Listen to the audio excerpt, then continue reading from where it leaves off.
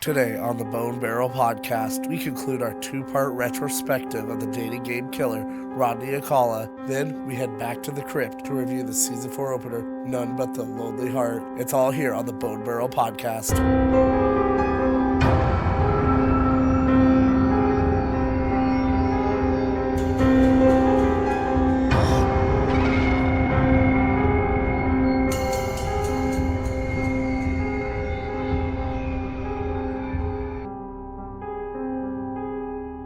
Happy Valentine's Day and welcome, fellow misfits, to the latest installment of the Bone Barrel Podcast. I'm your host, Brian Almeida. With me is my co-host, Richard Jones. Today we have a special guest to our podcast, Mr.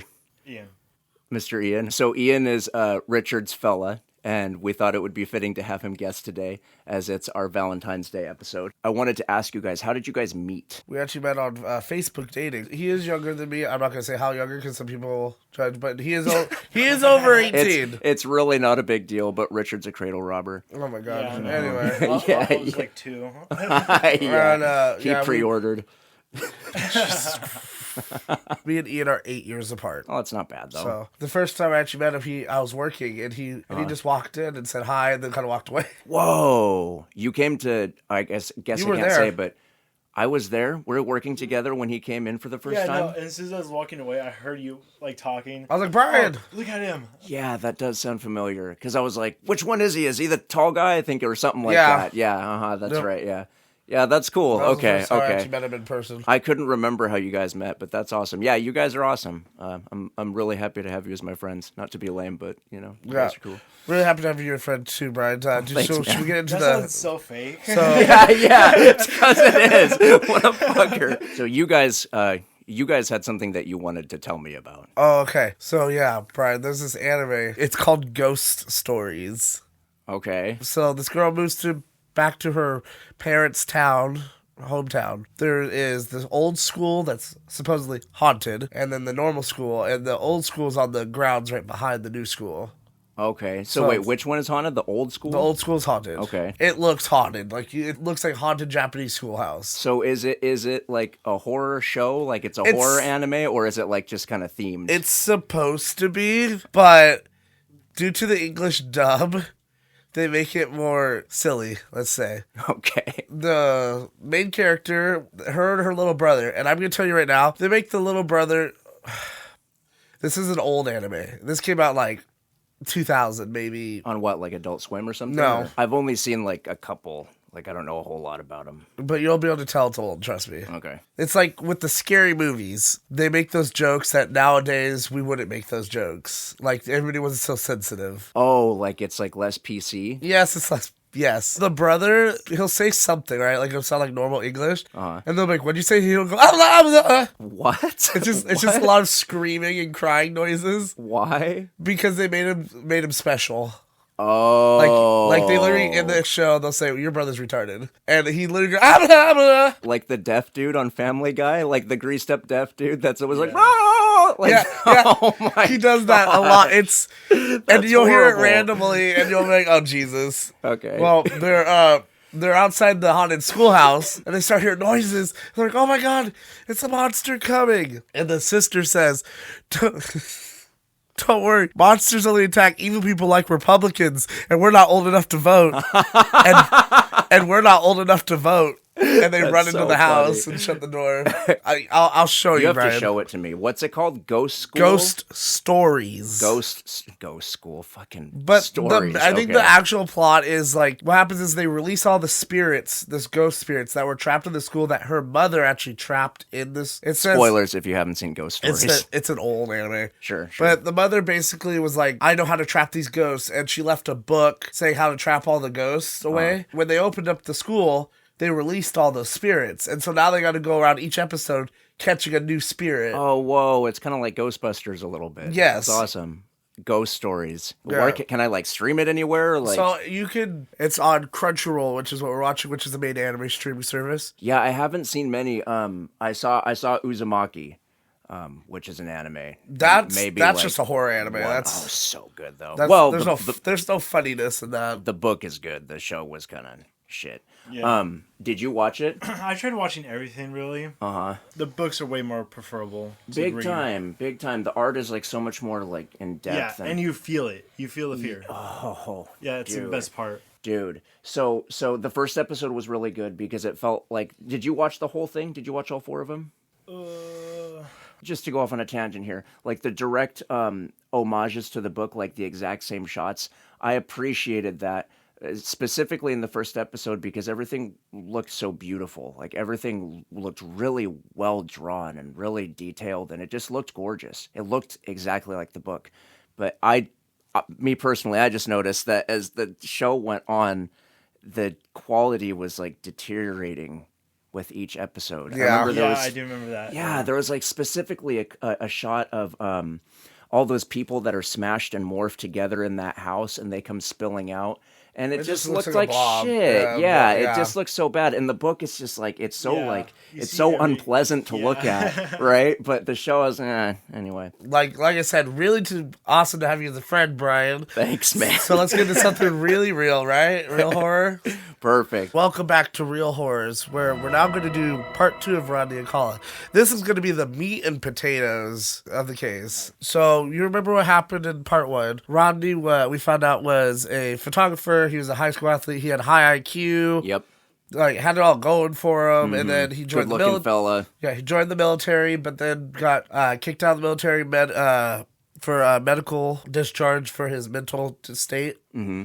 Then he actually ended up going to UCLA for arts and architecture, and then he studied under Roman NYU. He did his first attack. Yes, the 8-year-old. Mm-hmm. Then, and she was left alive. But then we learned how he went to a camp and he changed his name to George Berger. Berger and then Berger. Then Berger. Yeah, so stupid. Okay. So we gone through that, but we haven't got to the dating game yet. So in 1977, Alcala actually worked briefly at the Los Angeles Times as a typesetter. While working in this position, he was interviewed by members of the Hillside Strangler Task Force, which is a whole other case we will cover at a later point. Wait, what? They were interviewing him as a potential... Yes, because of his... Suspect. Because of his past history with violence towards It's women. not even his string of murders. Nope, because he was a sex offender at this point. Although Alcala was ruled out as the strangler, or stranglers, he was arrested and served a brief sentence for marijuana possession.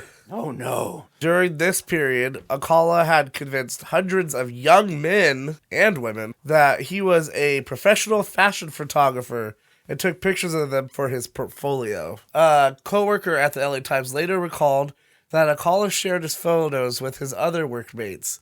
She said, "I thought it was weird, but I was young. I didn't know anything. When I asked why he took the photos, he said their moms asked him to. And she's like, I remember the girls were naked." And these are adult women. And he's sharing these photos at work at the LA Times. So he's like getting to people, flattering them. Oh, you're beautiful. You're gorgeous. Or and he's... like to their moms, saying your daughter. No, to the moms, to their parents. Whoa. Saying your daughter or your son is beautiful or amazing. Like, I would love to have him because I'm a professional photographer. No, that's a lie. How is he sleazing his way into this place where he's charismatic with kids? I watched, by the way, Brian, I watched the dating game segment you sent me, and I can see, I can see why he got away with it. He's very because he's very charismatic, fucking finger guns and shit. And yeah, I know. I feel like why we didn't know he was a killer at the time is because I feel like back then some people just went about their life, and so they didn't really have. Some people just what? Went about their life. Okay. And so they don't really think about murders or anything like that because we were more blind of that side of killers around us. And what to look out for. So we don't have all this information readily available. So, so it's kind of like scary to think about. If you lived in this time, you were like how oblivious people were. Yes, you didn't know what a serial killer was. That is terrifying. It's not like people are walking around with their earbuds listening to true crime podcasts and shit, you know. Yeah. And serial killer hadn't even been coined as a term yet, and yeah, damn, you're right. I think you're absolutely right, and I think the trade-off probably, I feel like people were probably like happier back then. You know what I mean? Like, you're more oblivious to these things. Yeah. But we also don't have all this information readily available and incoming, and we're a lot less distracted. And so there's a trade-off to these things. Does that make sense at all? Yeah, it's also kind of like when you're a kid and you didn't know there was a war going on. Nowadays, though, it's all on TV, so it's all the kids see. Oh yeah, your phone buzzes in your pocket. And super quick, way off on a side note, but thoughts and prayers with the folks out in California with the wildfires right now. That's really horrible. This is a California case. So. Just jumping on that real quick. Go ahead. So on November 9th, 1977, Alcala murdered Jill Terry Barcombe, an 18-year-old girl from Oneida, New York, and disposed of her body on a dirt path near Mulholland Drive in Los Angeles. Jeez. Barcombe was found in a knee-to-chest position and naked from the waist down. There were signs of sexual assault, and she had been strangled with a pair of blue rope tights. Because it's always strangling. Yeah. Mm-hmm. And she was tied and beaten. She also had 3 bite marks on her right breast. Mm-hmm. Initially, authorities had believed her to be a victim of the Hillside Strangler. However, after the arrest of the actual stranglers at this time, authorities found it unrelated to them. Wow. On December 16th, 1977, 27-year-old nurse Georgia Marie Wixton was discovered dead in her Malibu apartment. She was last seen when driving another nurse, Barbara Gale, home from a bar. When she didn't show up for work the next day, Gale and her other coworkers reported her missing. Police arrived at Wixton's apartment to find signs of a forced entry. Wixton was posed naked on her bedroom floor, strangled with her nylons. She had been sexually assaulted, her skull had been bashed in, and her genitals had been mutilated. Oh my gosh. On June 24th, 1978, Charlotte Lee Lamb, a 31-year-old secretary from Santa Monica, was found dead in the laundry room of the apartment complex where she was living. I'm going to butcher this probably. El Segundo? Mm-hmm. El Segundo. And for anybody, we butcher things out here anyway. Yeah. We're butchers. We are butchers, yes. Mm-hmm. She had been sexually assaulted, beaten, and strangled with a shoelace, and was posed with her hands behind her back. On September 9th... This guy's a fucking monster. September 9th, 1978, in the midst of his killing spree, Alcala was a contestant on the popular game show The Dating Game. So he's right in the middle of his career as a serial killer. Host Jim Lang introduced him as a successful photographer. Between takes, you might find him skydiving or motorcycling. Mm-hmm. Jen Miles, a fellow bachelor contestant on the episode, later described Alcala as a very strange guy with bizarre opinions. Alcala ended up winning the competition and a date with the episode's bachelorette Cheryl Bradshaw, who subsequently refused to go out with him because she found him creepy. In Woman of the Hour, they touch on this a lot, so I don't know if this is exactly how it went down, but this is how they portrayed it. She actually does go on a date with him. In the movie, they go out on a date. Yeah. But not in real life. Like, just out for drinks or something like that. Sure, okay. And then he starts saying some creepy shit, and you can see his face change. Something about going back to his place or something like that, I think. She goes, no, I think I'm just gonna take the tab, and leave, right? Mm-hmm. And they're walking to the car, and he goes, oh, can I get your number? She writes his number down. She's walking away from him, and he goes, wait, can I make sure this is right? Could you come back here real quick? She goes, oh, no, I'm pretty sure it's right? And she goes, okay, well, have a good night. And she turns around, and you hear it. And he goes, you'd fucking end up being strangled anyway, bitch, or something like that. And she turns around, she goes, excuse me? And he's just smiling at her. What? You'd fucking end up getting strangled anyway, bitch? Or something like that. If I had a dime for every time I whispered that. And then...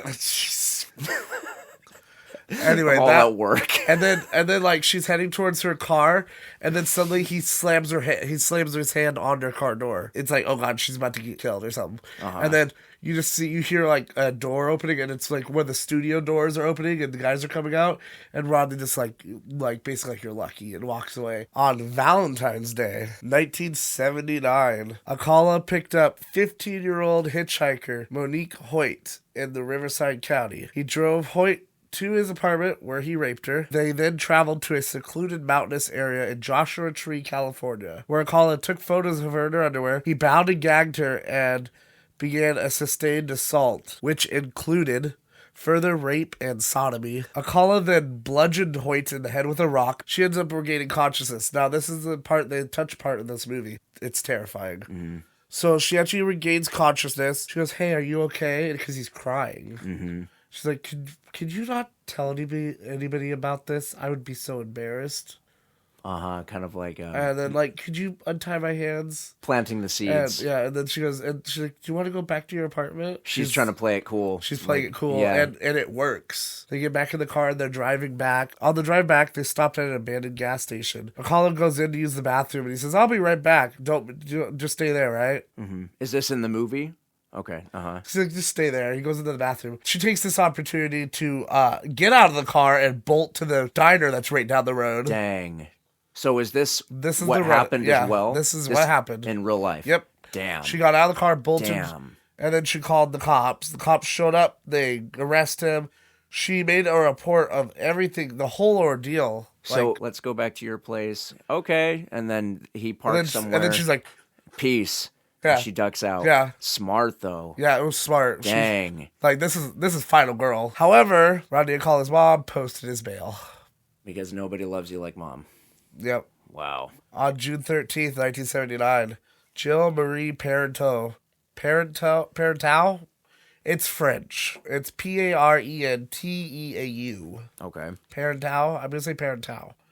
A 21-year-old computer key punch operator left work early to go to a baseball game. When she didn't make it to work the following morning, police went to her Burbank apartment and found signs of forced entry. Parenteau was dead, naked on her bathroom floor. She was posed with pillows under her shoulders. She had been sexually assaulted, beaten, and strangled. Her killer, however, cut himself crawling through the window, and blood evidence would later identify Alcala as the perpetrator. Dang. He did this after... Balls. He did this after raping this gal. And she gets away. He goes to jail. Mommy bails him out.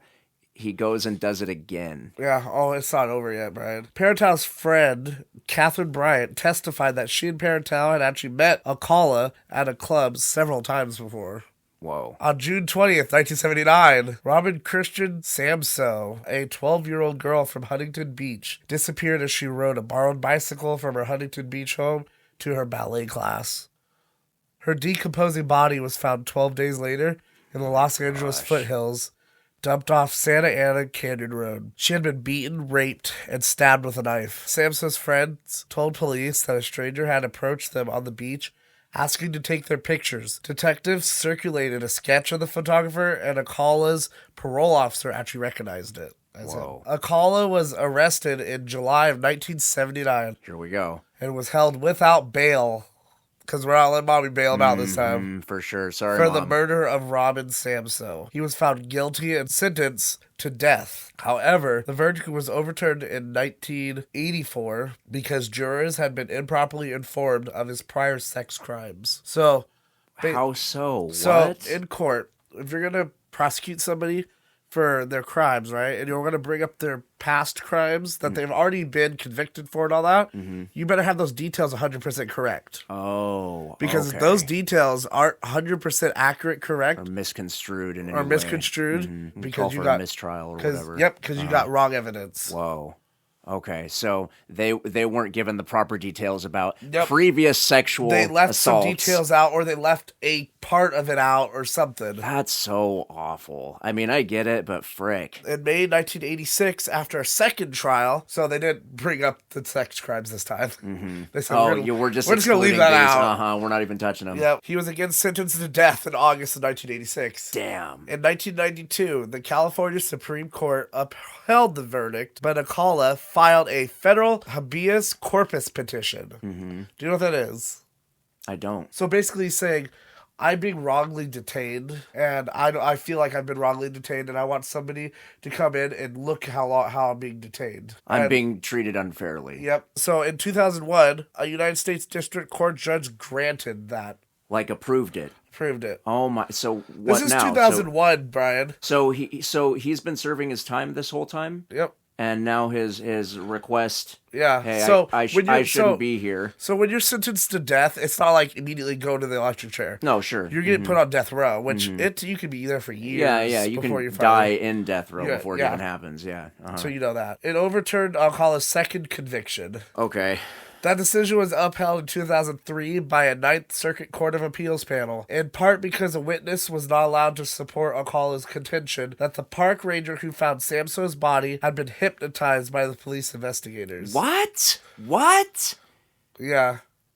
That's their claim? They're saying that the police officers hypnotized... With a fucking pocket watch or what? Yeah, the park ranger into saying, like, Alcala did it. And so they said they're hypnotizing him. While preparing for their third prosecution in 2003, Orange County investigators learned that Alcala's DNA sampled under a new state law over his objections. Like, he objected to it. Oh, of course he did. He's like, my shit's everywhere. Don't... Matched semen left at the rape murder scenes of 2 women in Los Angeles. There you go. Additional evidence, including another cold case DNA match in 2004, and that led to his indictment for the murders of the 4 additional women that we just said.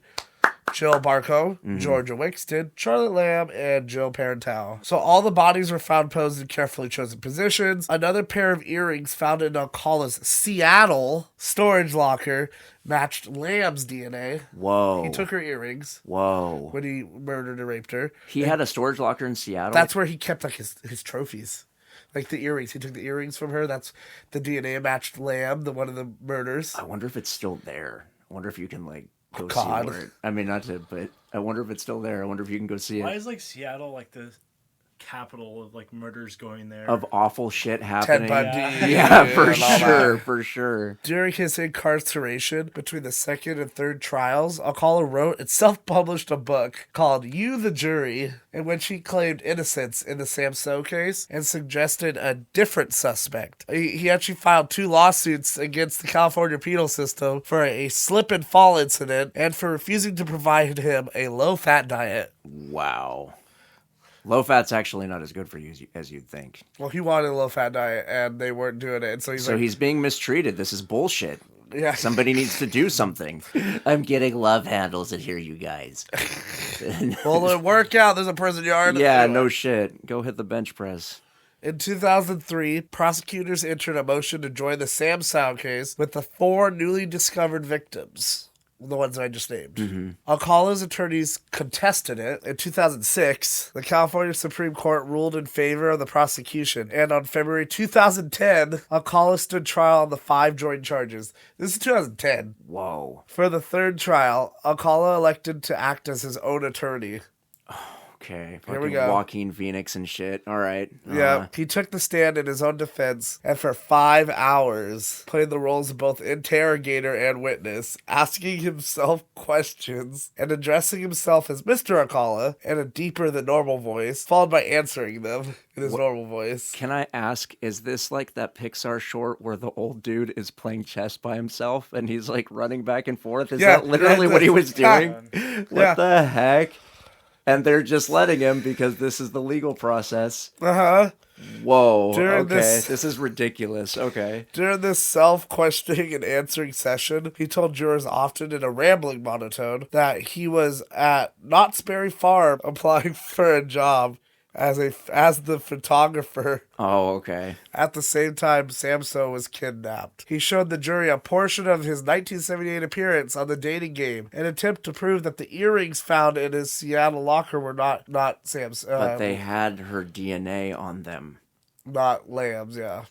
So, okay. After his conviction in 2010, New York authorities announced that they would no longer pursue Alcala because of his status as a convict awaiting execution. So you're telling me that him acting as his own lawyer didn't work? Nope. He's convicted. Surprise, right? Yeah. That's why I just passed over it. It never works. Yeah, obviously. It never works, really. In 2010, New York authorities announced that they would no longer pursue Alcala based on his status as a convict awaiting execution. So in New York, the Hoover and the other girl, remember? Hoover. Yeah. That's related to Dean Martin. Yeah, that was during or around the time he was studying under Polanski. He was her godfather.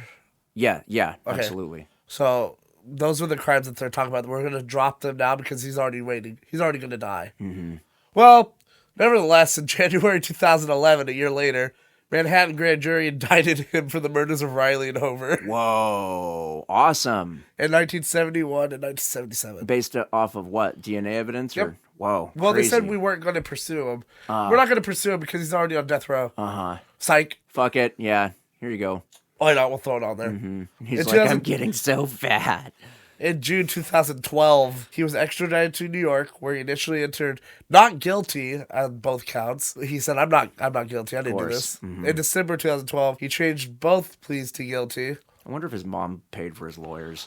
Citing a desire to return to California to pursue appeals of his death penalty conviction. So he's like, okay, fine, I'm guilty. I just want to go back to California so I can try to fight the fucking death penalty. Yeah. So I'm guilty here. Mm-hmm. On January 7th, 2013, a Manhattan judge sentenced Alcala to an additional 25 to life because the death penalty at the time had not been an option since 2007. Whoa. He's like, oh, fine, I'll just plead guilty. I'm not going to be sentenced to death here. Uh-huh. So in March of 2010, so we're going back a little bit, Huntington Beach, California, and New York City police departments released 120 photos to the public that were of Alcala's photos.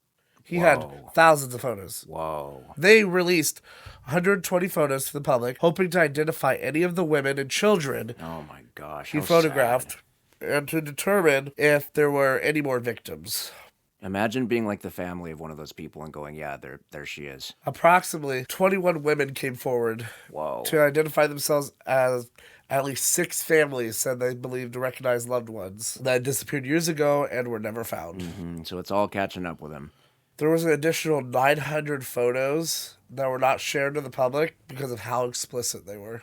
Of course. None of the photos were unequivocally connected to a missing person or unsolved murder till 2013. That's why we went back a little bit. Okay. So these photos were released, but nobody realized anything till 2013. It took a few years. Took 3 years, yeah. 110 photos still remain online, and police continue to solicit the public's help with further identifications. Wow. So it's still kind of ongoing. I'm going to jump around a little bit. This is after he died. Okay. So, in 2021, 68-year-old Morgan Rowan contacted Steve Hodel, one of the original investigators on the Shapiro case, and described being attacked in July 1968. Whoa. When she was 16 years old. His heyday. Rowan claimed that while she was living in Hollywood, she was approached by Alcala at a teen nightclub on the Sunset Strip and entered his car believing he would be driving to an IHOP restaurant. Instead, Alcala drove to his apartment a few blocks away where he said he was having a party. Woo! You know? Mm-hmm. Sure. Yeah. Party for him. Uh-huh. When they arrived, Alcala dragged her into his bedroom, barred the door, and then beat and raped her. She was rescued by her friends and acquaintances who broke into the room through the window. Whoa. In March 2011, investigators announced that they were confident that Alcala was responsible for the October 9th, 1977 murder of Pamela Lamson, who disappeared after a trip to Fisherman's Wharf to meet a man who offered to photograph her. Her battered, naked body was subsequently found in Marine County near a hiking trail. With no fingerprints or usable DNA, charges were never filed, but police claimed that there was sufficient evidence that it was him. That Alcala committed the crime. September 2016, Alcala was charged with the murder of 28-year-old Christine Ruth Thornton. Her and her lover moved to live in San Antonio, Texas after they split up in Biloxi, Mississippi in June 1977. She was last seen hitchhiking and was never heard from again. In 2013, a photograph of a dark-haired woman in a yellow shirt on a motorcycle was identified to be Thornton by her sister. Her body was found in Sweetwater County, Wyoming, along Interstate 80 in 1982. She was not identified until 2015 when DNA supplied through Thornton's relatives. Locals admit to take... local? Oh, it auto-corrected. Alcala admitted to taking the photo, but not to killing her, and she was 6 months pregnant at the time of her death. Thornton is the first alleged murder victim linked to the photos that were released in 2010. Yeah, the first confirmed. Yeah. Mm-hmm. At the time, Alcala was 73 years old, and he was unable to make the journey from California to Wyoming to stand trial on these new charges. Mm-hmm. So what does that mean? He's too sick. I can't go to Wyoming. So he just calls in sick?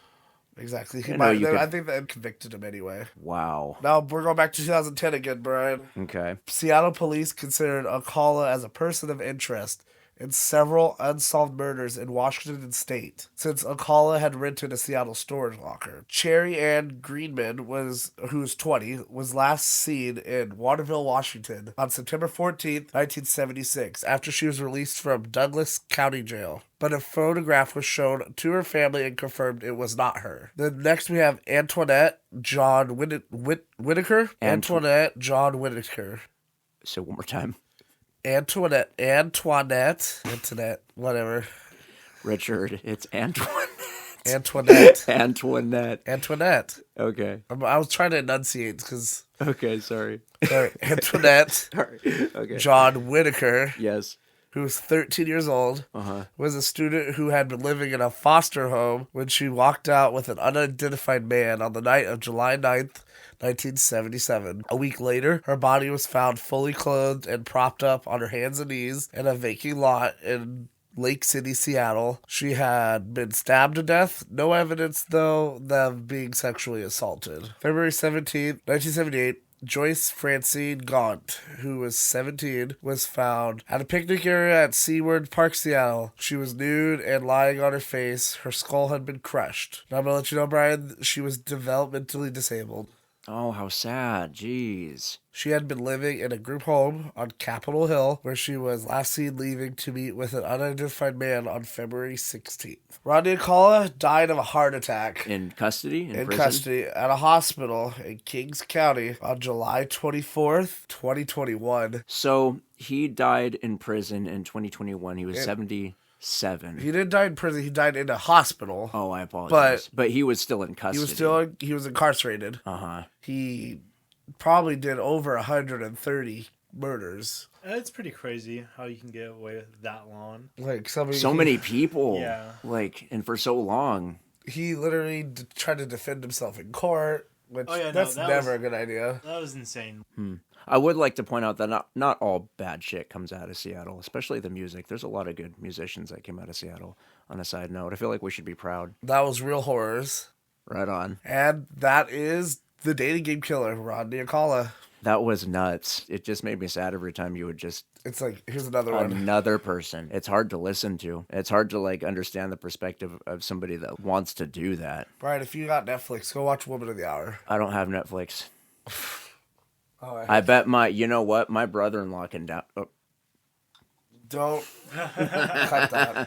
Yeah, I'll watch it. I'll get Netflix. Yeah. I'll get Netflix. I'll pay for a subscription. All right, Brian. What are you doing for Valentine's Day? So to celebrate Valentine's Day, we're going to be talking about a Tales from the Crypt episode from 1992 called None But the Lonely Heart. Welcome to Horror Reels, where we conduct deep dive reviews of horror films and TV shows. All right, so a little bit of background on Tales from the Crypt. It was a horror anthology series on HBO that ran for 7 seasons from 1989 to 1996. It was based upon the EC comics of the same title, as well as fellow publications including The Haunt of Fear and The Vault of Horror, among others. So the comic books were literally banned by the United States government at one point. You had child psychologists coming out of the woodwork saying that these books were responsible for the downfall of society and that children were turning into deviants and murderers because of these books. What made both the old school EC stories and the television series great is that they were largely tales of morality and commentaries on societal issues,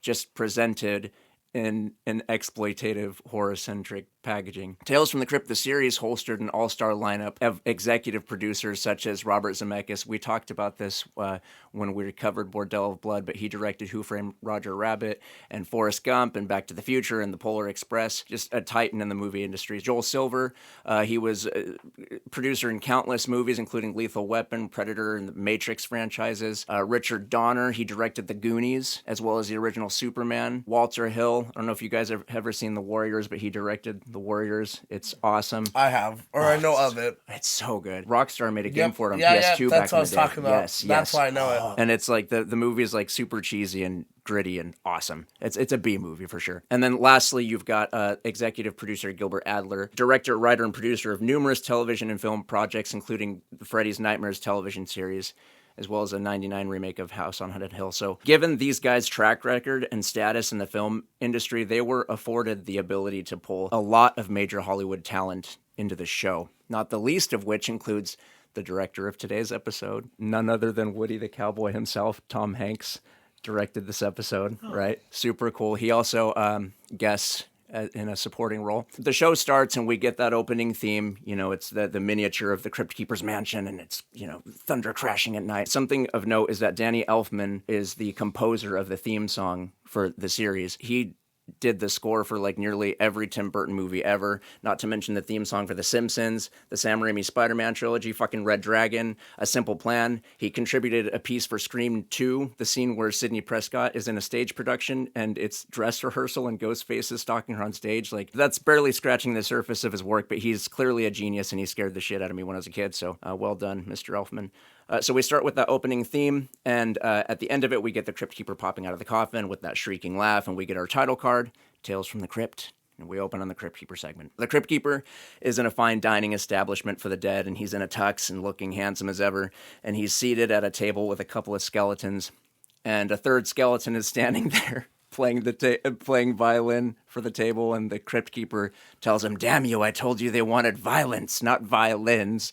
And he smacks the skeleton with his menu and sends the skeleton tumbling, right? I won't go through the whole thing and butcher it, but I just have to say, John Kassir, as the voice of the Crypt Keeper, is a national treasure. He voices him throughout the entire series, and he's perfect. Can't say enough about the nightmares this man specifically gave me as a kid. I'm forever grateful. John Kassir, you're the man. So the Crypt Keeper was a puppet that was controlled by 6 people. It was designed by Kevin Yager, a special effects artist. He's done a ton of movies and TV shows that you've seen, including a few Nightmare on Elm Street movies, as well as designing the Chucky doll from the original Child's Play. Oh, wow. Okay?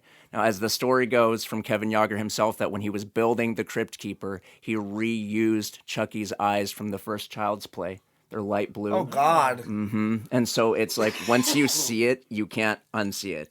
Now that I know that. Yeah, it's crazy. It's crazy. Very cool. The Crypt Keeper introduces us to our segment, None But the Lonely Heart, and we fade in on a large and luxurious dining room, and there's a fire roaring in the fireplace. And as our opening credits roll, we pan over bouquets of flowers and some very expensive drinkware, and we come to a makeup mirror, and in the reflection, we see the lips of an old woman, Matilda, played by B.B. Osterwald, as she applies lipstick.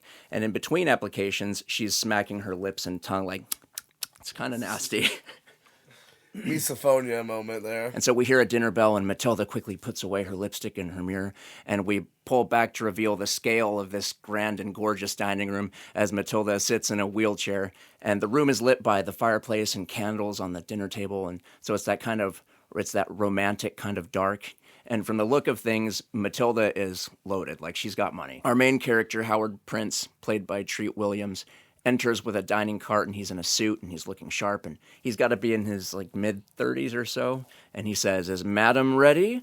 And he wheels the cart to the table, and Matilda's all giddy, and Howard puts 2 serving plates on the table and tells Matilda, "A quiet little dinner for 2." And so it's clear they're a couple. And he pulls the cover off of the plates to reveal a very colorful dish. I'm not really sure what it is, but Matilda seems psyched. He pulls out a rare and expensive bottle of wine, and Matilda says she thought they were saving it for a special occasion. And Howard is very charming and smooth, and as he's pouring the wine for the 2 of them, he tells Matilda, "Well, we're having dinner together. That's special enough for me." And Howard, by the way, he's got that, I know. Howard, by the way, has got that total, like, boy next door look, but there's, like, just this trace of, like, ill intent. What's the word I'm thinking of? Yeah, not creepy, but what is the word? Malevolence. Oh, malicious? Yeah. Malicious intent? Yeah. There's a malicious undertone to his, like, gazes, even though he's very charming, very, with the hair and shit. You know, he does a very good job of carrying that undertone. You know, he says, "We're having dinner together. That's special enough for me." And Matilda's all flattered, and Howard hands her wine glass, and she drinks some, and she comments that it's quite good. And Howard tells her how wine has a complexity that comes with age, just smooth, and it tastes of everything that's touched it, the grapes and the soil and the oak barrels, and in the end her lips. And she's just so, like, just swoon. She's so in love with him, and she reaches out, and we get a close-up as their hands grasp one another, and Matilda has a big-ass ring on. The shot is supposed to communicate that Matilda is obviously wealthy, but this thing looks like costume jewelry. It's this round wad of gold with all these different colored gems and rubies embedded in it. Very gaudy looking. Yes, and it looks like something the Power Rangers would use to like morph or like summon the Zords. Like it's supposed to look expensive and nice. Oh, it's really bad. I have a what would it be, like a guilty pleasure is I watch Power Rangers. Oh, I fucking love Power Rangers. Like even now, like I'll give every new series a shot. Oh, really? Dang. Did you watch the new Netflix movie? Yeah, that was. Is it okay? Did you like the remake in 2016 with the kids? Remember? Oh, Elizabeth that one was Banks? interesting. I liked that one. I liked it. It was different. I thought it was cool. The part when they finally summon the Zords and they're all, I'm doing it right now. The part where they summon the Zords and they're running and the classic Power Rangers themes came on. Yeah, like, go. You know, I was in the theater and I was like, I'm fucking tearing up, man. Like, this is my childhood. You know what I mean? Pleasure. Like, yeah. I love Power Rangers. Absolutely. So, you know, she says it's morphin' time and they gaze, they gaze into each other's eyes sweetly. And Howard puts his glass down and he tells her he regrets to bring up business, but it's important. And he pulls out some paperwork from his inner coat pocket. And from their conversation, we're establishing that he's managing her money. And there's a small company he wants to invest in, but they have to act quickly. And Matilda totally trusts Howard, and she just immediately signs the paperwork. And so Matilda asks Howard in the meantime to recite her favorite poem. It's called To His Coy Mistress by Andrew Marvell. And I looked it up. It sounds like it was written somewhere between 1649 and 1660. I'm just going to interrupt you again real quick, Brian. Yeah. If you ever come up to me with paperwork and write me a poem, I'm going to know something's up. There's 8 years difference. One day I'm going to have a lot of money. Ian comes home super smooth with wine and dinner and compliments. Maybe from this podcast. Yeah, and then he's like, by the way, I've got this document you want to sign. I ain't signing nothing. Well, he's reciting her favorite poem. It's a real one. You can look it up. But it was written sometime between 1649 and 1660 to his coy mistress. Howard begins reciting it as Matilda takes another drink of wine and she's listening and she's just kind of soaking in her surroundings. And after a moment, her eyes go wide and she begins choking and gasping. And Howard's recital trails off as he begins to calmly watch Matilda accidentally tip over her wine glass in her frenzy, and she's gurgling and gargling and flailing, and she finally just dies. Howard calmly picks up a nearby telephone and he comments to himself what a shame it is to waste such a great bottle of wine. And he dials 911 and he waits. And it's so good. Treat Williams is so awesome in this part because he's just so calm on the phone waiting. And then they answer and he's like, yes, I need an ambulance right away. It's my wife. He just turns it on so quickly. We cut to a close-up of a single rose and we pull back to reveal that Howard's in a black suit clutching the flower. And he's at a graveyard funeral procession for Matilda. It's a cloudy day and there's thunder quietly rumbling. And there's a small crowd of mourners and a priest all gathered around the casket, and the priest reads some scripture, concluding with an amen, and the crowd amens and begins to disperse. Howard places the rose atop Matilda's casket, and he bids her farewell. The priest approaches Howard and expresses his condolences, and then exits with the crowd. An elderly couple approach Howard, and they tell Howard that he made the end of Matilda's life very special, and how she loved him. And the wife specifically tells Howard that if he needs anything, to call her, right? Because this dude's smooth, right? What do the kids say now? He's Riz, or what the hell do people say now? He's got the Riz. Yeah, Rizzer of Oz or whatever. Yeah, the Wizard of Oz. Yeah, the Rizzer of Oz. My son is gonna listen to this and hate me forever. He's gonna come back. Yeah. He's like, Dad, what the fuck? Yeah, why, Dad? So the wife specifically tells Howard if he needs anything to call her, and she touches his face, and the couple exits. Rizzer of Oz. And so the shot stays focused on Howard as he stands at the head of Matilda's coffin, and suddenly we see Morty, played by Clive Rosengren. He's an aged and overweight fella in a suit. He casually strolls into frame and stands next to Howard. Morty says to Howard, yes, you gave her so much and she gave it all back. And Howard goes, what the fuck are you doing here, Morty? This is the first time we're seeing Howard break character and actually be his sleazy self. We've only seen his act up until this point when he's talking to Morty for the first time. What the fuck are you doing here? And he says, I gotta hand it to you, Howard. You're good. You've got all these people completely fooled. And Howard expresses that he was actually quite fond of Matilda and that she was a wonderful woman. And he says, so was Elizabeth. So was Claire, for that matter. Howard and Morty begin walking through the graveyard, conversing as thunder continues to rumble in the distance. And from their conversation, we gather that they're business partners, and Howard has been marrying and scamming and murdering elderly women for some time. And Morty is obviously aware. They're into some shady shit together. And so as they stroll through the graveyard, Howard delivers his justification as to how he's actually doing these women a favor by making them feel loved in their final days and giving them this priceless thing. And Morty's like, yeah. And he tells him that, he's like, look, man, I gotta tell you, the IRS froze $1 million worth of our assets this morning. And Howard's pissed, and Morty's like, dude, this is just the beginning. Like, say goodbye to our company. Say goodbye to Howard and Morty Inc., he tells him. And we also learn that they have a court date approaching. So Morty suggests that they liquidate all of their assets, worth roughly $5 million, and flee the country. And he's found a small island where they can, lay low. And Howard's like, fuck that. Half of $5 million is not enough money to go on the lam and hide away. Now, this is 1992. Is that true? Could you not make it happen with $2.5 million for the rest of your life in 92? $2.5 million, yeah. I mean, this is 30 plus years ago. That I'm having a hard time. I feel like this guy's just greedy. 1992. Okay. With 2.5 to live for the rest of your life, I feel like you could make that happen. So $2 million is the equivalent of $4,499,002 today. Really? That's it, huh? So if it's 2.5, then it would be... Man, I feel that like that's good. That's still enough to flee the country. Know.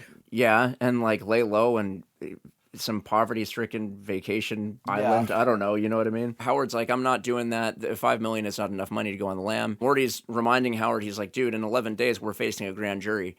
And Howard tells Morty that he can land another rich widow in the next 10 days, and then they can duck out. Morty reluctantly but skeptically agrees as Howard strips a black armband off of his suit and he tosses it into the graveyard. Traditionally, a black armband is worn by a family member or loved one of the recently deceased. Oh, really? Yeah. Do they still do that nowadays? I don't know, but apparently it signifies that they're in mourning.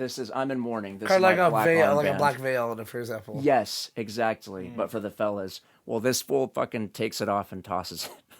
Jesus. Right? Yeah, it's like he's just an asshole. Oh, okay. The armband lands on the grass of the graveyard before being blown away by the wind, and nearby we see a grave digger played by Sugar Ray Leonard pick up and pocket the armband, and he then begins to fill in a grave one shovel at a time. Sugar Ray Leonard was a professional boxer. He was active, believed, between 1977 and 97. Out of 40 professional fights, he lost 3 plus a draw. He's also a quintuple. Damn. Yeah, he's also a quintuple champion, which means he's won 5 world titles in 5 different weight classes.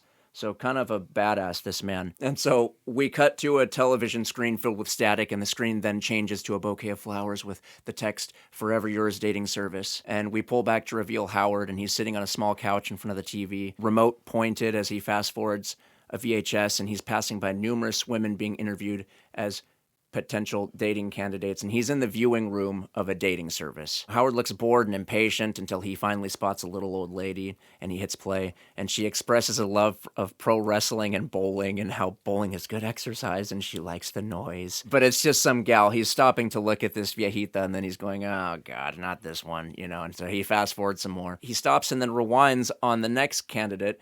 It's a pretty older gal named Effie Gluckman, played by Frances Sternhagen. Effie is well-spoken, and she looks classy, like she has money. She says she's 67, and she doesn't need a suitor, that she was married to her husband Theodore for 38 years, and she stresses that she is seeking a companion. And so Howard pauses the TV, and he retrieves a magnifying glass from his inner coat pocket, and he hovers it over her hand. Her Power Ranger ring? Her ring, yeah. No, she has a nice ring. But it's really silly because he takes this magnifying glass and he puts it over her ring on this on the television. On this 90s ass grainy VHS TV, and we're supposed to believe that he's like, oh yeah, it looks about like, however many carats. It's really bad, but he looks at it and he's like, he likes what he sees. I would say she's got the second Power Ranger ring. He's like Rita Repulsa looking for all the Power Rangers. Trying to find them all. Ooh. On a side note, did you ever watch that short? It's called Power Rangers. It was made in like 2015. It's super R-rated. It takes place after the Power Rangers have disbanded. Wait, is it where they start killing them and stuff? Yeah. Yep. Fucked up. It's like The Last Ronin, but with Power Rangers. That's awesome.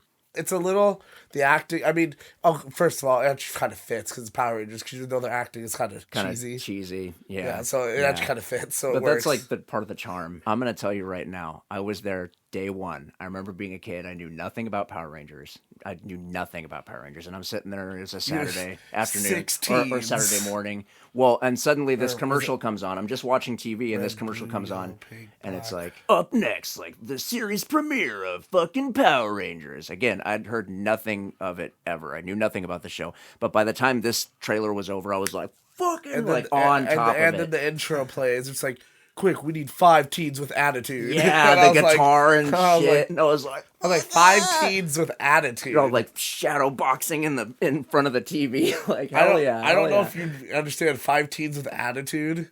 Like, that sounds like a bad time. Oh yeah, it does. That's such a cheesy. Like, they're specifically looking for like pissy teenagers to save the world. Like, it's kind of silly. It's like you got aggressions at home. Take it out on these enemies. I guess it's no sillier than like overgrown turtles. You know? Oh, I see what you mean. Yeah. Anywho, so he looks at the rock on the TV. We're supposed to buy it. He likes what he sees, and he restarts her video. And she says that she wants a friend to share things with, and that how many times can one see Paris alone? And so we cut to the front office of the video dating service, where Sleepless in Seattle-ass Tom Hanks plays Baxter Perkins. He's the manager of this video dating service. He takes the tape from Howard and punches some info into his computer. And he comments, another mature woman, but they do give a man something special, don't they? And Baxter, Tom Hanks, expresses that he hopes it works out. And he hands Howard a card with Effie's personal information. And Howard thanks him, and he eyes the card greedily. So it's clear that he's done this video dating bit before, found old women here, so much so that it's like this manager recognizes him. We cut to Effie Gluckman's den, and it's dimly lit by this grand fireplace, and Effie's seated in a chair, and she's accompanied by her butler, Stanhope, played by Henry Gibson, and he stands faithfully at her side. Henry Gibson also starred in The Burbs with Tom Hanks in 1989. He also played Thurston Howell, the old gay bar patron opposite William H. Macy in Magnolia. Paul Thomas Anderson's Magnolia from 1999. Have you guys seen Magnolia? I know of it. Oh, man. Wait, Steel Magnolia or Magnolia? No, Magnolia. I know Steel Magnolias, like Julia Roberts and shit. Yeah, I haven't. Okay, then no, I only know Steel Magnolia. It's awesome. I won't go on and on, but Tom Cruise plays such a sleaze. Perfect in that movie. It's a masterpiece. Stanhope, Effie's butler, is an older, shorter, gray-haired fella, and he's standing at her side, and Effie calls Howard into the room. He's come to visit her. And so Howard enters, and he's dressed in a suit, and he's carrying a single rose, and he's looking snazzy. And Effie expresses her skepticism regarding whether or not Howard has any legitimate romantic interest in her, specifically because of their age differences. And Howard says he's going to be honest. He's not interested in her money. He could show her a bank statement, but that would be tasteless. And Howard tells Ellie that he's impotent. Is it impotent? Okay.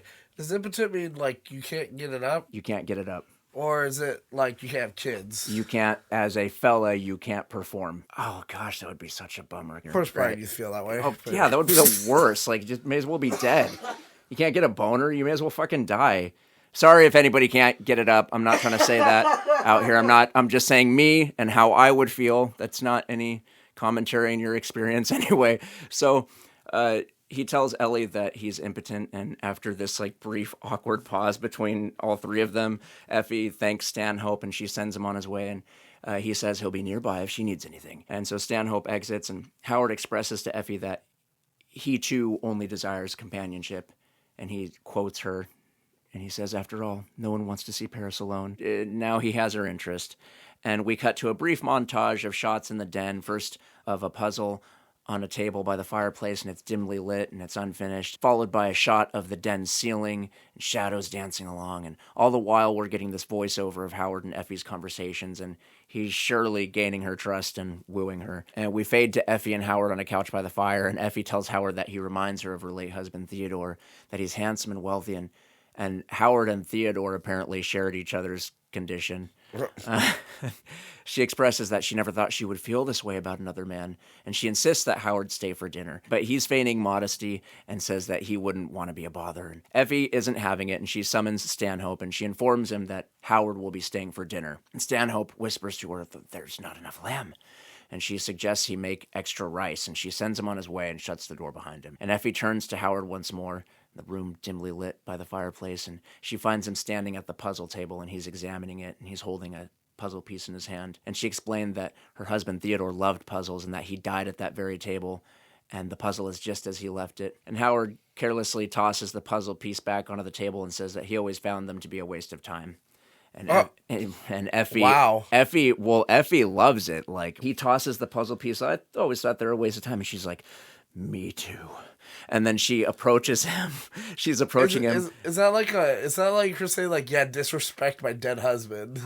Women are weird like that. Some gals fantasize, and I'm not trying to be, it just is what it is, but it's like you've got your gals out there that fantasize about like being won over and taken away like from their boyfriend. You know what I mean? And so maybe along that same nature, and I'm not saying all women, I'm saying just there's some women out there, guys got their shit too. There's some women out there that kind of like, oh man, wouldn't that be so cool if a guy just like wanted me so bad that he fucking came and like just, you know, said, fuck commanded me, and then I went with him. And so that maybe it's something along those lines. I don't fucking know. And so my circus. Yeah, for sure. Yeah, for sure. She approaches him and she comes in close and she says that she can remedy his condition. And Howard says that they shouldn't, that they have all the time in the world. And Effie replies, not when you're my age, you don't. And she suddenly clutches the front of his suit and she says, just relax, my darling. I'll be gentle. And Whoa! Right? I'd be stoked. She's not, she's older, but she's not the worst looking gal. And she's like, fucking come on. Right. Brian's like, wow! Yeah, and she's got that money. Effie throws Howard on top of the puzzle table and she mounts him. Howard does a good job of looking surprised, right? He knew he knew this was coming. And they embrace. At the door, Stanhope peers a single eye through as he slowly opens the door, and we hear Howard and Effie's passionate grunting and moaning as Stanhope watches on. And we fade to black. Okay, so much for that condition. Oh, and just the fact that Stanhope like sits there and watches, it's just so like, dude, he's gross. cucking them. Yeah, he's hanging out in the corner like a bad boy. So we fade to black, and we fade open on Effie's bedroom the next day, and Howard lies shirtless as Effie approaches with a silver tray, and she's bringing Howard breakfast in bed. And how sweet. Yeah, it is. She's all happy, and she's psyched that he's there, and she's got that new post glow. Yeah. She feels 20 again. So she embraces Howard. She brings him the food in bed, and she embraces him and says that for some reason she has a hell of an appetite this morning. Mm-hmm. And she looks very pleased. Howard says that he hasn't done that since before college, and maybe not to expect that from him every night. And Effie giggles and retrieves an envelope from the breakfast tray, and she gives it to Howard, and she says that it came for him this morning. Effie is turned away as Howard opens the envelope, and he pulls a letter out, and it's a single folded piece of paper that reads, "Another one? Stop before it's too late." And it looks exactly like the letters from I Know What You Did Last Summer from 1997. That kind of Julie James, like it looks exactly like that shit. Which I'm going to say, at this point, I thought it was the butler. Mm-hmm. I don't know who sent these letters. Oh, you still don't remember? I don't remember. Okay. He's looking at the letter and he's kind of shocked, and we hear Effie ask off screen who it's from, and he kind of clumsily explains that it's business and that he has to skip breakfast, and he hastily gets up out of bed, and Effie stops him and she says, "Well, you're coming back, aren't you?" And Howard acts shocked. And he says, "Effie, of course." And then we get this close-up of their hands embracing, and it's specifically, again, it's a close-up of Effie's rock now as Howard is grasping her hand because, again, he's in this for her money. And that's what the shot is showing us. So we cut to the business office of Howard and Morty, Inc. later that day, and Morty, all overweight and sweaty in his tie, he's standing at a paper shredder destroying a stack of gathered documents. Oh, this part. Yeah. He's standing at the paper shredder and he's destroying, his stack of gathered documents, and Howard enters and Morty asks Howard, why is he here? And Howard closes the door and says he could ask the same. And Morty's like, bro, it's time to clean up shop and split. Like, he tells Howard they shouldn't be seen together. Howard slowly approaches Morty standing at the shredder and he begins accusing him of trying to duck out early with their money. And of course, Morty's denying it because he's not. Howard says, Morty, you lie like you dress badly. Damn. And nice Howard to read a bitch. Okay. Yeah, for sure. He takes Morty's tie in his hand and he says, "Take that tie, for instance. You know it doesn't go with your shirt." And Morty's like, "Thanks for the fashion tip." And Howard says, "You're welcome." Howard suddenly pulls Morty's tie down into the shredder. Morty is slowly being pulled down towards the shredder as Howard is watching on, okay? And we get this shot of blood beginning to drip from the bottom of the shredder and spill over Morty and Howard's destroyed documents. This is hands down one of the worst played out deaths I've ever seen in a horror movie or a horror TV show. We're cutting back and forth between Morty at the top of the machine and down to the bottom where the blood is spilling out. When you say worse, are you saying worse as in like how bad it is, or are you saying how like gruesome it is? Like how stupid it is. Oh, stupid. Like, okay. I adore this show. I was saying it as gross. Oh, no. Like, I adore this show and I adore this episode, but this is really dumb. We're cutting back and forth between Morty at the top getting pulled down and then down to the bottom where you're watching the blood spill out from the shredder. But the thing is that no part of Morty is touching the paper shredder at all whatsoever. Like, not his fingers, his chin, his neck, nothing. His tie isn't even pulled all the way down. And yet we continue to cut between Morty screaming and the blood spilling on the floor below. There's no part of him in this thing, and it's so clear. Very silly. And Howard exits as Morty continues screaming, so Morty died. And we cut to the interior of Effie's home as Stanhope opens the front door, and Howard and Effie enter, and they're dressed in wedding clothes, and he carries her over the threshold, and he's announcing Mrs. Howard Prince. And we established that they went to the courthouse and they got married after he fucking killed his business partner, apparently. And so Stanhope is clearly not psyched, but ever dutiful. He asks if the happy couple will have lunch in the dining room for a change, and Effie says no, that they'll have it in bed as usual. And poor Stanhope looks disgusted and kind of jealous, and he exits. Yeah, the implication, I mean, he must have This has been going on for a couple days at least, because she said in bed as usual. Yeah, it's been a few days now, but it's also very quick. Stanhope exits, and Effie sits Howard at the bottom of a grand staircase, and here we go again. She tells him that she decided to have her accounts at the bank put into his name. And we cut to Stanhope hiding and listening in the shadow of a doorway as Howard says, "Now, Effie, I told you not to do that." Mm-hmm. And Effie's happy to do it because apparently managing her money makes Howard happy. And she hands him some paperwork, and then she begins to trot up the stairs all giddy. And for a gal that old, she's kind of hot. I'm sorry, it's the truth. She's trotting up the stairs all giddy, and she's going upstairs to fire up the jacuzzi. And she tells Howard that, you know, when it's full and bubbling, she expects to find him in it, and she exits. And Stanhope enters with an envelope on a silver tray and hands the envelope to Howard, and he tells him it came in for him earlier. Stanhope congratulates Howard on his new marriage, but there's this undertone of, like, bitterness and sarcasm. And Howard takes the envelope and kind of rudely dismisses Stanhope, and Stanhope exits. Howard opens the envelope, and it's another "I know what you did last summer" note. And it says, "Another one. What you're doing to these women is criminal." And so we cut back to that grainy VHS screen that reads "Forever Yours" video dating service. And suddenly we're inside of a VCR as Baxter, Tom Hanks, reaches in with a swab and begins cleaning the interior. And we cut to the screening room of the video dating service, and Howard enters as Baxter is, you know, squatted down on the floor. He continues cleaning out the VHS, and Howard comes in behind him and stands there. And Baxter sees Howard and gives him a friendly greeting. And Howard asks Baxter, "You take a real personal interest in your clients, don't you, Mr. Perkins?" And Baxter's like, "Well, yes." And Howard slowly approaches him, and he's like, "What was that you said about older women? You said that they give a man something special." And he's like kind of confused, and he's like, "Well, I could have." And he's still squatted. He doesn't look like he understands what Howard is talking about, what he's implying. And Howard says, "Is that what you find criminal?" And Baxter gets up, and he's going, "Now, Mr. Prince." And Howard suddenly grabs Baxter and throws him into the couch, and he knocks his glasses off. Howard quickly stoops down and grabs Baxter by the shirt, and they're nose to nose. Treat Williams and Tom Hanks suddenly embrace, and they begin kissing each other passionately. Oh my God. What? No, they don't. As we slowly pull back and fade to black. He's trying to catch you off guard with that. That's the end of the episode. No. And no, it's not. So, Brian. Okay, so you got Ian too. Did I? Yay. Okay. So he throws him down on the couch, and he grips Tom Hanks' shirt, and he says, "You know what I find criminal? Blackmail." Howard gets up, and he chucks poor Baxter headfirst into the TV Papin style. Baxter's head crashes through the glass, and his body hangs out the front of the TV onto the floor as he's being electrocuted. His body's like all convulsing. Howard adjusts his suit and tie and finds the remote to the television. And Baxter's body is still spasming, and after a moment, Howard points the remote and turns the television off, and we get this cool shot of Baxter's body going limp. So we went from one of the worst kills I've ever seen in anything ever to like one of the best ones. I don't know. It's just cool. And it's Tom Hanks. It's like, how do you not, you kind of feel bad for him. Howard retrieves a nearby phone and he dials Effie, and he's charismatic and charming as usual. And he tells Effie to give Stanhope the night off because he's going to make dinner for the two of them. And we cut to the interior of Effie's bedroom, which is huge and pink, and there's an attached little living room area. That's how big this room is. There's an attached little living room area, and there's like clearly like a bathroom like right around the corner. It's huge. Howard is in the living area of the bedroom, and he's pouring wine into a glass, and we can hear Effie cheerily singing a little tune in the bathroom, off camera. And Stanhope enters and asks Howard if he knows Matilda Mason.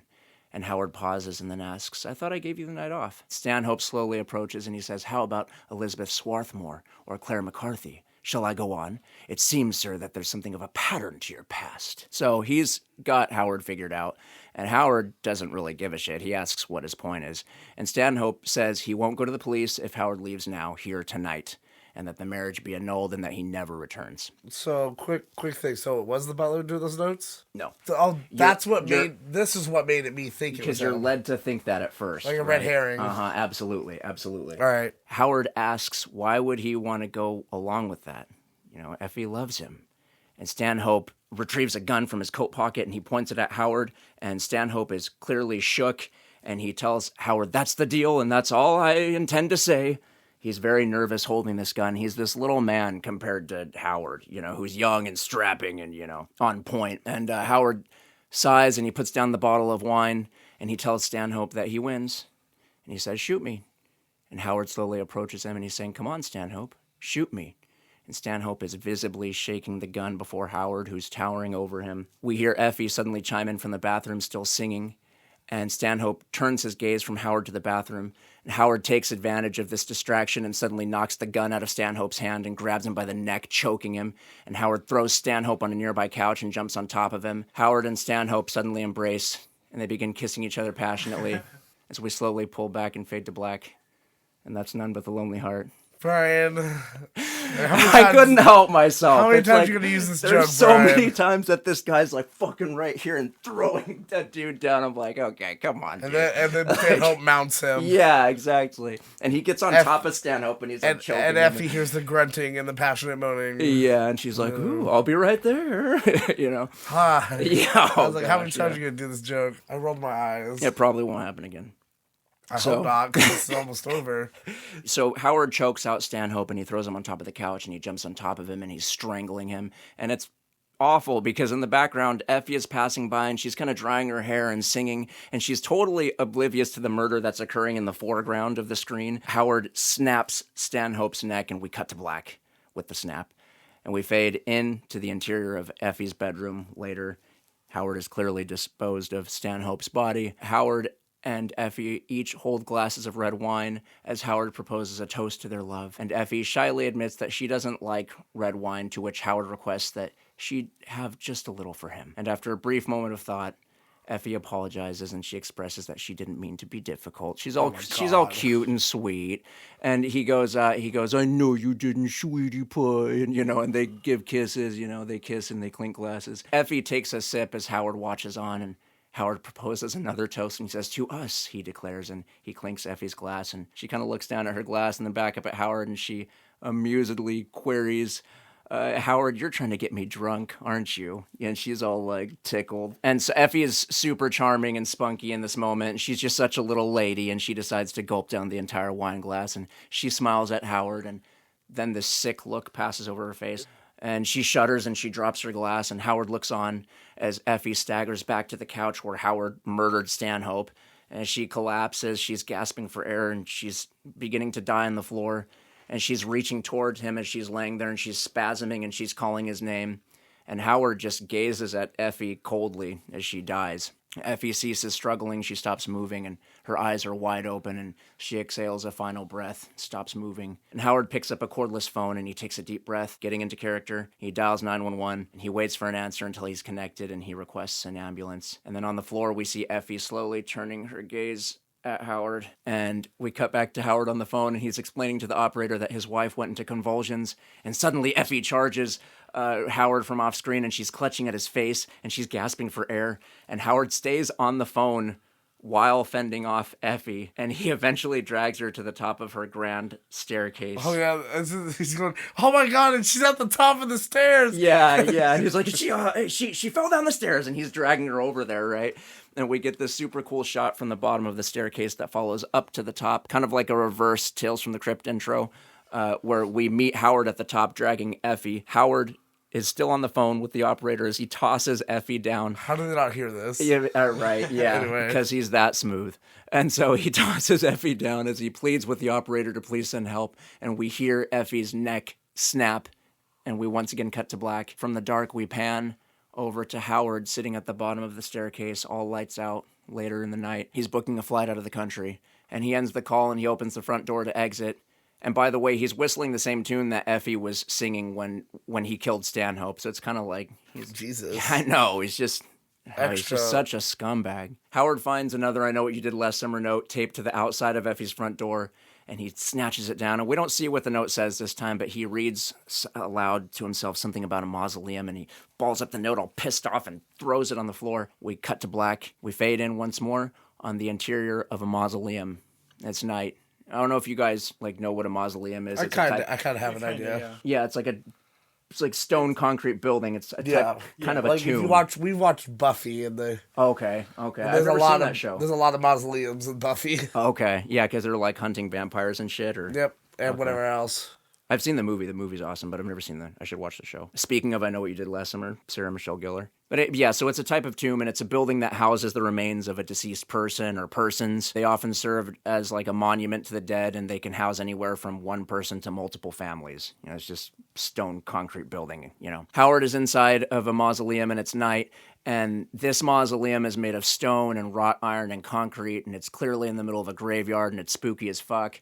And we follow the beam of a flashlight as it circles around the interior of the mausoleum, and the light pans over an etching in a wall that reads Effie Gluckman, before it eventually finds Howard leaning nearby. The flashlight is focused on Howard as he expresses that he thought he took care of all the loose ends, and he wants to know what the point is of meeting him here in the middle of the night. Whoever's holding the flashlight, Howard says that it was clever meeting like this, but he isn't scared. And we hear the voice holding the flashlight, say that he wasn't trying to scare Howard. And we reveal that the person holding the flashlight is the gravedigger, played by Sugar Ray Leonard. And so the gravedigger was the one sending him these notes. Oh, okay. Right? Now I remember. But he also expresses his admiration at the same time for what Howard does, how he woos these elderly women, and so much so that he wants to know what he does. What do you say to them? And the gravedigger says, I don't want them to get a hold of you. I want you to teach me. Howard is like, who is them? What the fuck are you talking about? And the gravedigger's like, dude, they want you. They used me to bring you here. I can still hear them begging me. Howard is pissed, and he grabs the gravedigger by his shirt, and they're nose to nose. And Howard and the gravedigger suddenly embrace, and they begin kissing each other. God damn it, Brian! God damn! We slowly pull back and fade to black. Okay, sorry. Howard grabs the gravedigger by his shirt, and they're nose to nose. The gravedigger suddenly yells oh no, they're coming for you, run, run!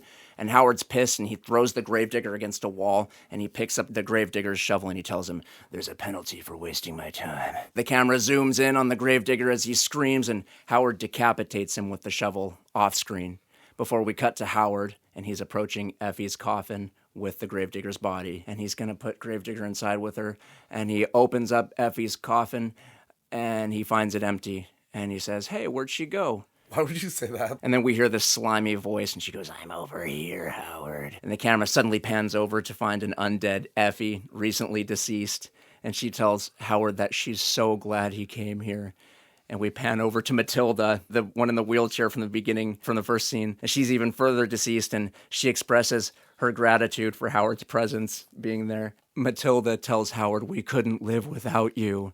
And Effie says, and we can't die without you. And so they're undead. right? They can't die until they have Howard. And so Howard's freaking out and he stumbles away in the dark trying to escape. And he finds a dark corner near a wrought iron window as a third figure approaches from the shadow, and moonlight is passing over its decrepit form and revealing a small elderly zombie woman, and her hands are shaking involuntarily as she eagerly comes towards Howard. And she goes, "What about me? Don't you recognize me, Howard?" And now Howard begins screaming. He's like, "Ah!" He starts really freaking out. And we zoom in on a fourth corpse crawling in through a window, and it's rotting away in a wedding dress, and worms and dirt spill out of the ghoul's mouth, and she screams Howard's name as one eye suddenly pops out of her skull and it hangs by a tendon. It's this puppet. It looks really awesome. It's handmade. It's beautiful. Such a good job. The eye pops out and it's hanging by a tendon, and so he's going, "No, no," as his stable of cheated and mistreated brides lumber out of the darkness of the mausoleum, and they all surround and fall upon him as he cowers in the corner. And Howard continues screaming as we zoom in on a final shot of his hand clutching the wrought iron of a nearby window, and one of his undead bride's hands slowly and lovingly traces over and grasps Howard's hand. And then we cut to black, and that's None But the Lonely Heart. And so we end on this awesome Crypt Keeper segment, of course. John Kassir is a treasure, as always. I would like to say super quick, when we covered Bordello, there's a scene where, what's her name, Lilith, the vampire, she decapitates Jenkins, that biker, right? And then she says, "I love a man who gives you head and lets you keep it," right? All right. The Crypt Keeper said that shit first in the ending segment in this episode, because he's sitting there. He says a woman, so man. Yes. He's sitting there with the skeleton couple, and he asks them, "Will there be anything else?" And the chick's head just suddenly falls off, and he says, "I love a ghoul who gives you head and then lets you keep it." So Lilith, we love and adore you, but the Crypt Keeper did it first. We roll credits, and that's the episode, guys. Ooh, I want to watch this. It's good. Sounds good. It's I thought good. You've seen it. No, it's good. It's on YouTube. It is on YouTube. It is on. In fact, I think a majority of the series is on YouTube. It's only like 20 minutes too. Yeah, it's like 26, but it's short. A lot of the episodes on there are like in 4K. So if you have the specs for it, you can watch them in high definition. Pretty sure we do. It's one of my absolute favorite episodes. It might be my absolute favorite. Just the fact that like Tom Hanks directed it, and there's so many cool shots, and like the zombies at the end. Last thing I want to say about it is that these stories, they were always tales of morality, right? And they were always about bad people doing bad things and then getting their comeuppance. Getting their comeuppance. And I just really love this episode because it's such a perfect little embodiment of what Tales from the Crypt is. Not only as the show, but like as the comics that inspired it. Like that's what these stories are. So wonderful story. I really love it a lot. Please go check it out. Tales from the Crypt, 1992. None But the Lonely Heart, directed by Tom Hanks. Season 4 opener, by the way. Go check it out. And that was Horror Reels. Richard, where can the people find us on social media? So where people can find us on social media, you can find us at bonebarrelpod on X. You can email us at bonebarrelpod@gmail.com. Also, find us on Instagram at bone_barrel_podcast. And all of these social media links for Bone Barrel Pod can be found on our link tree. That is linktr.ee/Bone Barrel Podcast. Richard, what are you doing for our next episode? So I'm going to be covering Leonarda Cianciulli. Leonarda what? Leonarda Cianciulli. Is this a woman? Yep. Oh, wow. She's also known as the soap maker. The soap maker. Okay. Getting some Tales from the Crypt vibes again. Okay, cool. That one's going to be a little don't eat while you're listening to that episode. Oh, nice. So okay. let's that. Sweet. So, Brian, what are you going to be doing on our next episode? For the next episode, I'm going to be reviewing a film once more. We're going to be going over The Strangers Pray at Night. And once again, thank you, fellow misfits and all things horror, for joining in on another episode of the Bone Barrel Podcast. And also, I'm going to thank Ian for listening and giving some opinions. Heck yeah. We're so happy to have you. Thank you. Yeah, no problem. Thank you for inviting me. With your host, me, Richard Jones. I'm Brian Almeida. And this has been another episode of the Bone Barrel Podcast.